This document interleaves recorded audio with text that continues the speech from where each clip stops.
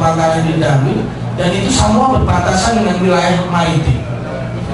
Yang ingin saya tanyakan pada Mas Rijal, mungkin Mas Rijal bisa memberikan perspektif sedikit terkait dengan sejauh mana konsep kedaulatan, pertahanan, dan ekonomi di Indonesia ini terintegralistik. Karena kalau tidak, ya kita akan hanya menjadi bangsa yang cukup parsial penanganan persoalan-persoalan terkait maritim. Itu yang pertama. Kemudian yang kedua, sebenarnya saya tujukan pada Sultan, mungkin moderator bisa menyampaikan. Saya tertarik terkait dengan pendekatan kesejahteraan terkait persoalan di kelautan. Kita dulu berbangga, nenek moyangku seorang pelaut, gitu kan. Tapi sekarang mungkin nenek moyangku kita tidak tahu jelas bagaimana asal usulnya dan bagaimana perjalanan dulu. Kita pernah punya kebanggaan bagaimana dahsyatnya perahu pinisi, gitu. Zaman Bung Karno kita pernah, angkatan laut kita cukup diandalkan karena di tingkat Asia Tenggara, bahkan ke Asia Timur dan lain sebagainya. Nah, sekarang ini yang ingin saya katakan, ingin tanyakan pada Sultan. Kebetulan Sultan juga memimpin sebuah daerah dan juga batasan yang sangat pantai laut selatan. Kita kemudian jangan hanya berbicara terkait bagaimana memanfaatkan kelautan, tapi bagaimana maritim ini menjadi daya tawar kita terhadap luar negeri atau terhadap bangsa-bangsa lain. Kalau kita sekarang hanya bicara terkait penarikan zona ekonomi eksklusif, bagaimana pencurian ikan, itu persoalan-persoalan yang membuat bangsa kita menjadi bangsa yang manja. Tapi bagaimana kekuatan maritim kita mampu menjadi posisi tawar yang kuat, sehingga di depan bangsa lain pun kita mempunyai satu nilai. Bung Karno dihargai karena ketegasannya, karena sikap nasionalismenya yang bukan nasionalisme sempit, tetapi dia mengetahui benar potensi Indonesia bukan hanya agraris tapi maritim. Kalau di pelajaran SD 3/4 wilayah Indonesia adalah air. Itu aja. Sultan sudah keluar dari, mungkin bisa dibagi secara singkat dan tegas. Baik. Pertanyaan yang ditujukan kepada Pak Sultan. Saya menyebutnya agak susah meskipun orang Jawa. Untuk Sri Sultan saya menanyakan soal pendekatan kesejahteraan tadi. Yang saya cukup tertarik adalah kita berhentilah untuk bicara terkait Indonesia, nelayan dan lain sebagainya hanya sekedar untuk mencari ikan, bagaimana pencurian ikan, sudah cukup, itu kasus kecil. Tapi bagaimana maritim kelautan menjadi posisi tawar bangsa kita. Memang itu harus ada kemauan politik dari pemimpin, ya. Tetapi minimal sekarang bagaimana pemimpin daerah itu mampu menunjukkan sikap tegas terkait posisi tawar itu. Karena sekarang sudah banyak bermunculan wali kota, bupati yang melawan presiden dan gubernur sudah banyak. Jokowi, FX Rudi waktu wali kota berani melawan gubernurnya, demo anti BBM, kurang BBM berani. Artinya itu harus ada keinginan mulai dari pemimpin-pemimpin kita di daerah, bagaimana wilayah maritim mampu menjadi kekuatan yang maksimal. Itu saja. Terima kasih, moderator. Terima kasih dari penanya dan penanggap dan yang memberikan masukan-masukan. Silakan dari Bang Rizal lebih dahulu.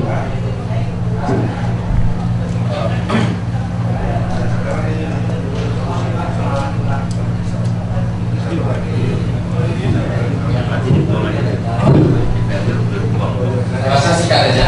Yang pertama soal apa yang tadi disinggung oleh Yasin. Memang sejak tahun 2009 itu doktrin dari pengembangan postur pertahanan itu sudah mulai maksudnya banyak sekali usul untuk peningkatan produksi dan industrialisasi di dalam negeri. Seperti misalnya untuk pengadaan kapal rudal cepat sampai tahun 2014 itu Angkatan Laut bekerjasama dengan Pelindo itu merencanakan untuk bisa memproduksi setidaknya 4 kapal rudal cepat, dan sampai tahun 2024 sampai 14 dan 2030 22, dan itu semuanya pure domestik, ini akan dibangun dengan kemampuan sendiri. Nah, kemudian untuk landing platform dock LNG itu juga dilakukan di Surabaya, dan juga dengan sejumlah rencana untuk memproduksi kapal patroli sampai tahun 2014, meskipun masih banyak dengan kerjasama itu ada 96 yang diproduksi dan juga dibeli, dan kerjasamanya juga dengan Korea. Untuk kapal selam itu kan tidak, ini kita dua dibangun di Korea, tapi satu dibangun di Surabaya. Jadi ada proses teknologi juga. Jadi saya kira langkah yang baik, meskipun tentu masih butuh waktu yang cukup lama. Soal rujukan kita di dalam membangun kedaulatan dengan realisasi kedaulatan ekonomi pertahanan.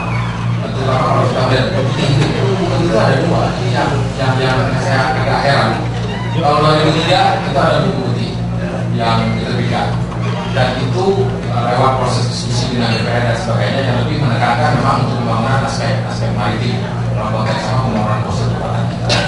Tapi tahun 2009 kalau nggak salah itu dikeluarkan lagi buku putih yang itu agak berbeda, sangat kontras dengan buku putih yang pertama, di mana penekanan pembangunan pertahanan itu lebih menggunakan konsep yang disebut dengan militer. Jadi pertahanan tanpa militer. Saya juga bingung untuk memahami itu, dan ini saya kira terkait dengan apa yang dikatakan oleh Bang Yasin tadi, saya agak tergelitik ya. Jangan-jangan kita tidak pernah membangun ataupun memperkuat kemampuan kita untuk melakukan surveillance, pengintaian, dan juga penginderaan rekonosons di laut itu karena kekhawatiran akan terjadi konflik di laut. Jadi ini strategi penghindaran terhadap konflik seperti itu. Nah, di dalam press conference yang dilakukan oleh Kasal bulan Desember tahun 2010 itu salah satu yang disampaikan oleh Kasal sangat menarik. Beliau mengatakan meminta kepada pemerintah Indonesia untuk segera mengatur kapal-kapal itu yang masuk dan mulai menimbulkan friksi di laut antara angkatan laut kita dengan kapal-kapal pencuri ikan Cina itu yang di backup oleh maritime marine agency di Cina. Itu ketika kita tangkap itu biasanya mereka mengirim kapal-kapal patroli yang besar, kapal-kapal patroli yang itu ada 2 insiden yang memang jarang tidak pernah dibicarakan di publik. Bulan Juni tahun 2009 sama bulan Juni tahun 2010 ada insiden seperti itu, dan karena laut sudah meminta kepada kita untuk mulai mengatur dan membicarakan persoalan itu karena eskalasinya akan semakin meningkat. Nah, ini memang kita tidak jelas yang mana yang menilai itu di dalam membangun postur itu. Jadi 2003 konsep-konsepnya itu bagaimana memprediksi itu belum selesai, ada platform baru. Ini juga saya kira problem ya. Jadi mungkin untuk pembangunan kekuatan pertahanan itu kan butuh kesinambungan ya, paling tidak 20 tahun. Jadi nggak bisa tiap 5 tahun terus ganti prioritas, karena itu akan mempersulit upaya untuk membangun kekuatan itu. Nah, terakhir saya kira masing-masing bidang itu akan memiliki indikator-indikator yang berbeda juga ya. Tapi pada intinya kan kedaulatan itu adalah sebuah konsep dan juga konsep yang memberi hak kepada sebuah negara yang untuk mengatur dirinya sendiri. Itu pada dasar. Nah, kemudian implementasinya misalnya dalam konteks pertahanan tentu beda indikator. Misalnya dia punya hak untuk menolak infiltrasi kapal asing, infiltrasi negara-negara asing ke wilayah baik itu ZIE maupun ke laut teritorial. Kemudian dia juga punya hak untuk menolak misalnya tawaran bantuan luar negeri. Dia juga punya hak untuk misalnya merumuskan sendiri undang-undangnya dan sebagainya. Jadi tergantung pada bidang mana kita lihat, dan kemudian saya kira implementasi kedaulatan itu akan terjadi di situ. Terima kasih. Yang pertama ya Bapak ya, tadi untuk pertahanan saya tidak akan bicara lebih jauh. Mungkin dalam tulisan saya itu sudah ada Bapak. Jadi di situ sebetulnya perlu saya sampaikan ya, untuk doktrin Eka Sasana Jayata Angkatan Laut ya, yang diformulasikan pada tahun 65 itu jelas bahwa TNI Angkatan Laut itu Blue Water Navy ya, di mana TNI AL itu dapat menggelar dan menjamin keamanan bagi armada niaga Indonesia, baik di dalam negeri maupun di luar negeri, seperti kejadian mungkin dirampok ya di Somalia dulu. Tapi sejak ditetapkannya doktrin Catur Karma Eka Karma tahun 88 dan doktrin Satwi Bakti tahun 94, ini doktrin Eka Sasana Jaya yang diformulasikan di tahun 65 itu tidak dipakai lagi. Jadi saya katakan di situ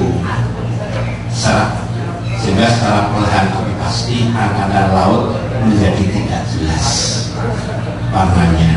Di situ saya katakan apakah blue water navy atau green water navy atau brown water navy.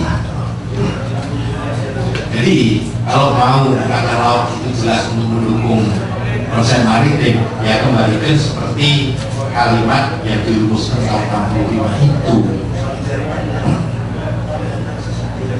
Kira-kira konteksnya seperti itu. Jadi kalau mau bicara keamanan negara,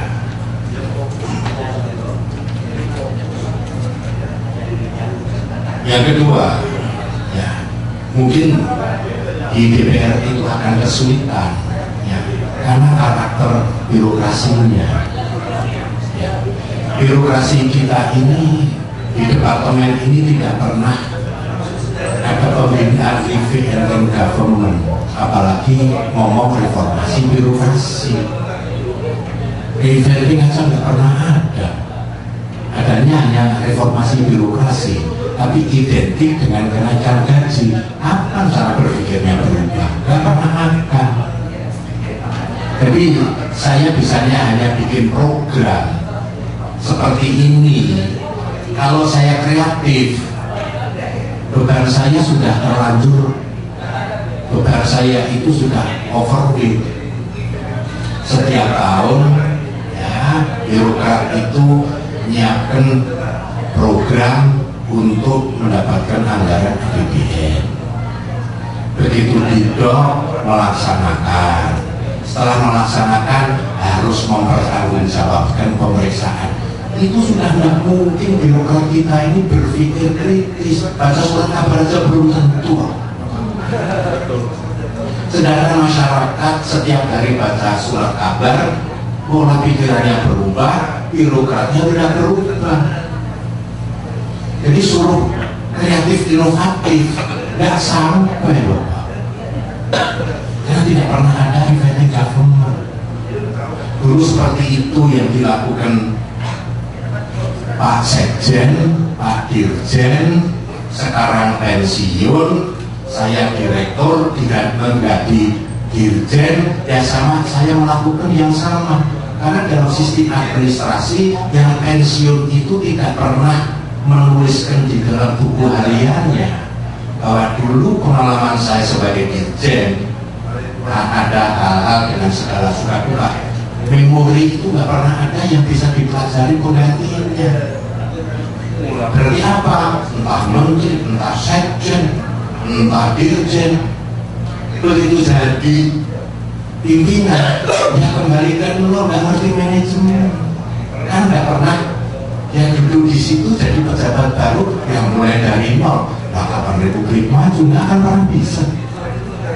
Karena dalam sistem manajemen nggak pernah ada SOP. Pejabat yang pensiun tidak pernah menuliskan memori pengalaman dia pada waktu mengambil kebijakan. Jadi saya untuk memberikan izin pada waktu itu untuk RUC di Jogja, kami bikinkan draft untuk bulannya keputusan sampai ke saya. Karena apa? Mereka tidak pernah punya pengalaman. Semua investasi di bidang tambang itu kan zaman Soeharto semua, nggak ada di zaman sekarang. Jadi nggak ngerti gimana harus jawab. Jadi kita nggak pernah maju dengan sistem seperti ini. Apalagi suruh bicara kreativitas, inovasi. Dari mana dia? Oh, dia tidak pernah dididik. Sekolah didiklat yang penting dia masuk untuk tidak sakit 1 minggu sehingga supaya pangkat naik. Kan itu aja memenuhi aspek kenaikan pangkat. Nah, itu pun harus berubah. Karena bisa. Kami ini di Jogja melakukan revamping government dan reformasi mulai tahun 2001. Nah, kita mulainya tahun 2000. Biarpun pelaksanaan otonomi baru 2001, tapi tidak otomatis mereka ini dari orang-orang Orde Baru. Kan berubah diri kan nggak bisa kalau nggak dikontrol. Nah kalau seperti itu terus ya kita nggak pernah ngomong aktif inovasi. Biarpun sekarang menggunakan peraturan untuk menggunakan sistem kinerja, tapi reward punishment-nya tidak pernah dibikin skor, gimana dia akan bisa kreatif inovasi? Nggak bisa. Nah ini yang problem paling besar itu di situ. Sehingga apa yang terjadi, bikin peraturan itu hanya untuk mempermudah birokratnya, tapi mempersulit rakyat. Yang mestinya peraturan dibikin mempermudah untuk rakyat, biarpun birokrasinya untuk memberikan servis pelayanan itu mungkin agak problematik. Ini kewajiban kan itu, Bapak. Tapi kan sebaliknya, yang memudahkan birokrat aja, tapi rakyat kesulitan untuk berproses. Ini kan bagi saya ini kan terbalik. Ya, jadi mestinya kebijakan itu bagaimana bermanfaat, memudahkan rakyat punya akses, bukan supaya merasa berkuasa. Kan ini susah, Bapak. Ya kan kembali ke Orde Baru lagi, hanya karena ngomong demokrasi polanya berbeda, tapi karakternya kan tetap tidak berubah.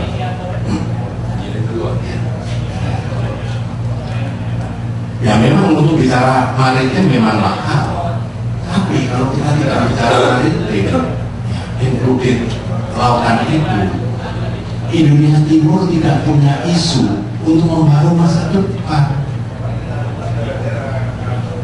Gitu. Akan sulit. Tapi juga yang kedua, orang-orang Indonesia Timur begitu melanjutkan pendidikan di universitas, yang ke Jawa, sedangkan Jawa nggak ada jurusan kelautan maupun maritim.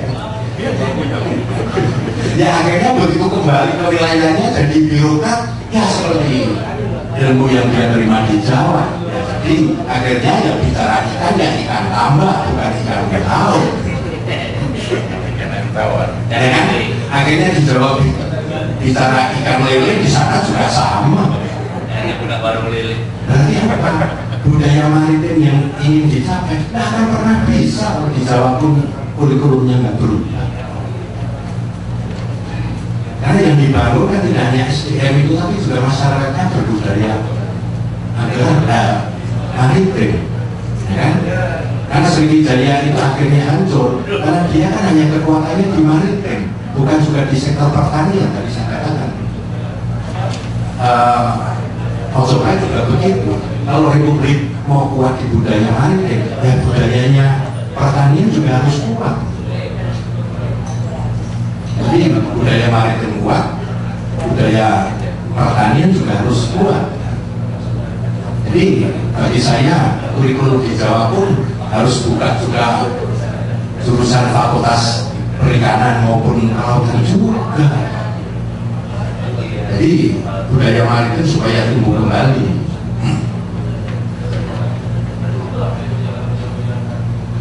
Nah untuk masalah kita tidak berani mengawasi, ya karena kita tidak, tadi saya katakan dalam ocean policy itu kita tidak bisa menentukan Coast Guard. Misalnya ada kasus pada waktu itu kapalnya perikanan kelautan ya justru mengejar ditangkap. Kalau bukan Coast Guard tidak boleh pakai senjata. Sehingga apa? Sehingga kapalnya Departemen Perikanan dan Kelautan itu nggak bersenjata.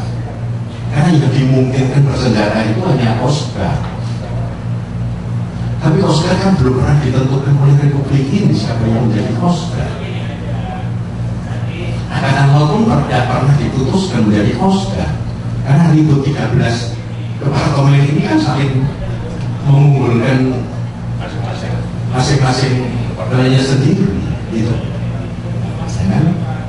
Nah, kalau memang Angkatan Laut jadi Coast Guard, ya namanya pelayaran internasional di dalam arti Indonesia dari barat ke timur barat, tanggung jawab angkatan laut untuk menjamin keamanan, ketertiban di laut untuk perniagaan misalnya. Ya, Korea maupun Jepang bertanggung jawab di laut Cina Selatan misalnya gitu ya. Itu jelas gitu. Tapi kan Republik ini kan belum. Jika untuk itu pun kita sulit. Pada waktu Pak Fadel itu Menteri Kelautan mengatakan produktivitas tahun depan akan ditingkatkan sekian puluh ton. Ya, di TV kan, ya saya telepon, gimana bisa naikkan pendapatan sekian puluh ton? Dari mana? SDM-nya mana? Kapalnya kapal apa? Ya kalau kapal tetap hanya kapal fiberglass kan nggak mungkin, kecuali bicara 100 gross ton, 500 gross ton kan gitu ya. Nelayan itu 3-4 hari di laut, jangan hanya pagi melaut, siangnya sudah kangen istrinya sehingga pulang ke pantai lagi ya, gitu. Ya nggak mungkin akan bisa punya produktivitas yang tinggi.